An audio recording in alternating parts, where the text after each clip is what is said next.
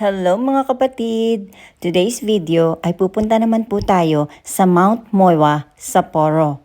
Pupuntahan po natin ang Bell of Happiness at ang ropeway sa Mount Moiwa. First time po namin itong pupuntahan kaya inagahan po namin ng alis para walang aberya. Tara, samahan niyo po kaming gumala.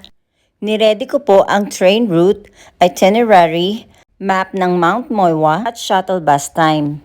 Para hindi po tayo mahirapang maghanap. Tara, let's go! Magdadrive po muna tayo papuntang Chitose at pagdating doon po natin ipapark ang sasakyan. Medyo naubos na po ang yelo sa lugar na to. Konti na lang po ang makikita ninyong yelo, sa gilid-gilid na lang, wala na po sa kali.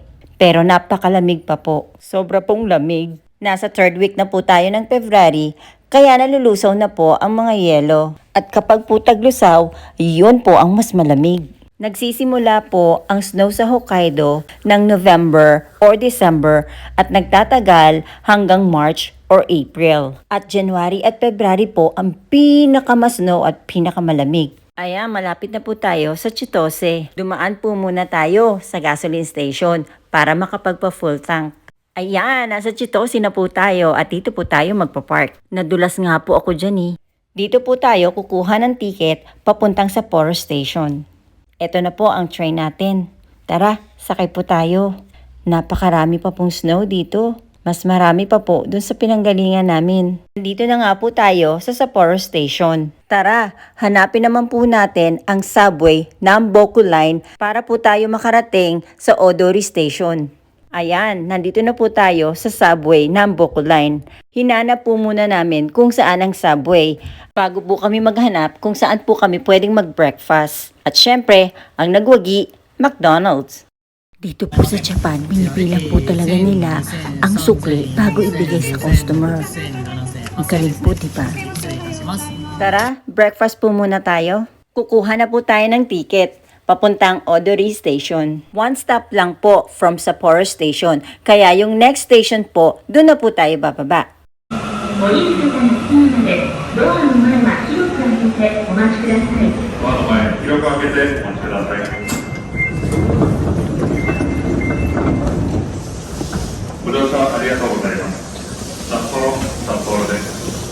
Next stop po ay Odori Station.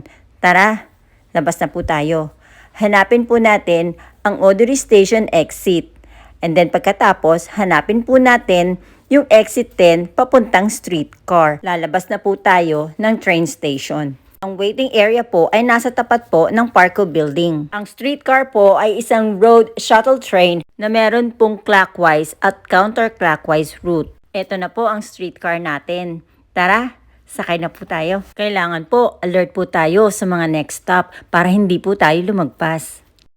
The next stop is Ropeway, Iriguchi. Sa pagbaba po natin ng streetcar, meron po tayong makikitang sign na to. Tatawid lang po at kakanan at makikita nyo na po ang Mount Moiwa Shuttle Bus Stop. Dahil wala pong nakaschedule na shuttle bus, kailangan po nating maglakad ng 10 minutes paakyat po ng Mount Moiwa. Matigas na po yung yelo na dinadaanan, kaya dobling ingat po dahil napakadulas. Dahan-dahan lang po talaga ang paglalakad dahil pag bumagsak, masakit po sa balakang. Naku, nagsisimula na rin pong mag-snow. Napakalamig! Exciting po ito, kaya samahan niyo po kami sa Mount Moiwa, Sapporo Part 2. Thank you for watching!